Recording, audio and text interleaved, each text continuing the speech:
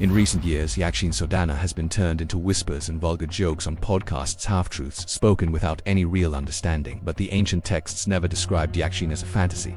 They described her as a test and a punishment. Yakshini isn't summoned for pleasure.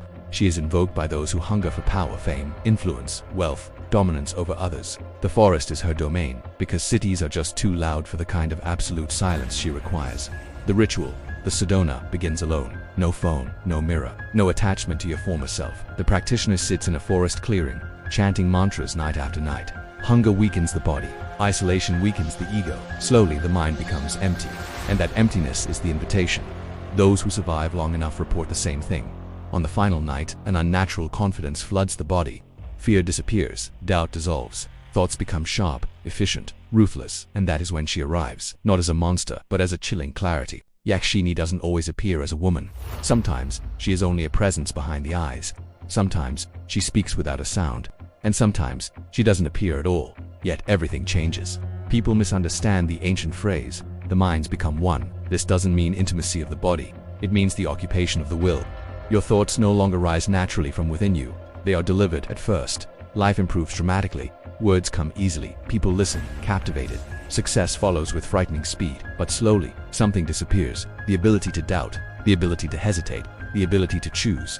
You stop thinking about why you do things. You only act. Those who have studied failed practitioners all say the same thing.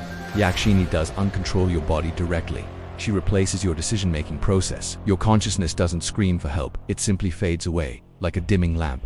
You are still alive, walking and talking, but you are no longer you. The rumor that Yakshini demands sexual relations comes from a deep misunderstanding. When the mind dissolves into another will, all sensations feel unfamiliar, intrusive, and overpowering. Ancient scholars warn that confusing this psychological possession with a physical experience leads to a corruption of the teachings. There is no seduction, there is only surrender. And once you have surrendered your will, you cannot separate yourself from her again. This is why the elders warn you. The tantric texts are not invitations, they are cautionary records. They were written to explain what happens when humans attempt to find shortcuts to greatness. Yakshini does not grant you power. She takes responsibility for your life. And once she does, your independent mind quietly dies. Modern storytellers laugh about Yakshini Sadhana because they never sat alone in silence long enough to hear their own thoughts disappear. So, if you ever feel a confidence that is too perfect, a success that arrives without effort, a voice in your mind that never ever doubts, ask yourself, is this my will, or did I give it away? Thanks for watching. If this made you think, consider subscribing for more stories from the forgotten corners of history and myth. Stay curious and stay safe.